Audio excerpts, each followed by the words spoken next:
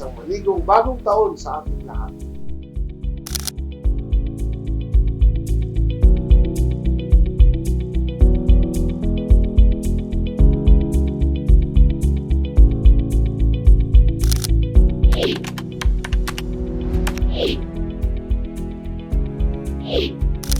Ang gusto ko kasi po mangyari, itong ating mga lokal na magsasaka ay pangalagaan po natin.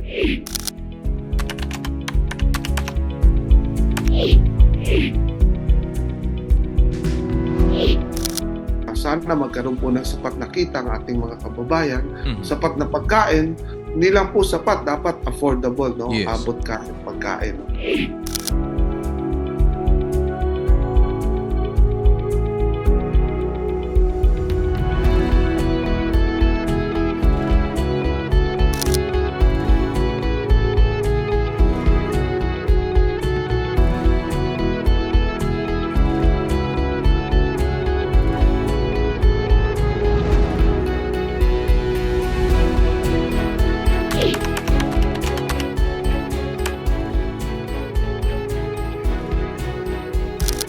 Ang lagi nating naririnig na pangamba ng mga tao ay ang pangamba po na pag nagkasakit sila, wala silang pambayad sa ospital, walang pambili ng gamot. No?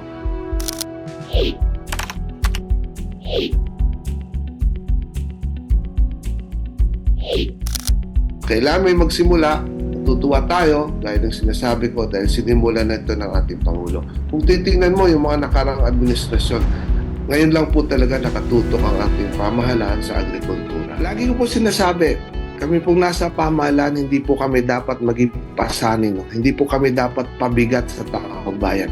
Kami dapat ang gumagawa ng paraan para gumana ang pasanin ng mamamayan.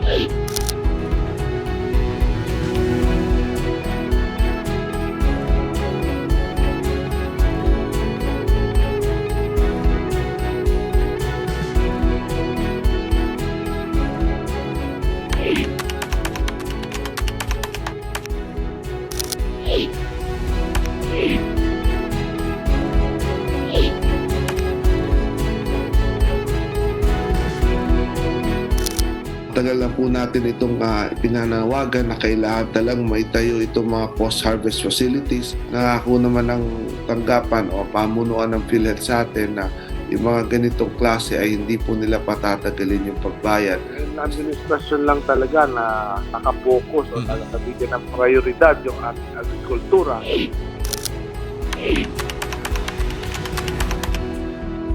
Natutuwa tayo dahil ito pong itinaglalaban at tinutulak natin na 30% across the board increase ng lahat ng benefits ng PhilHealth.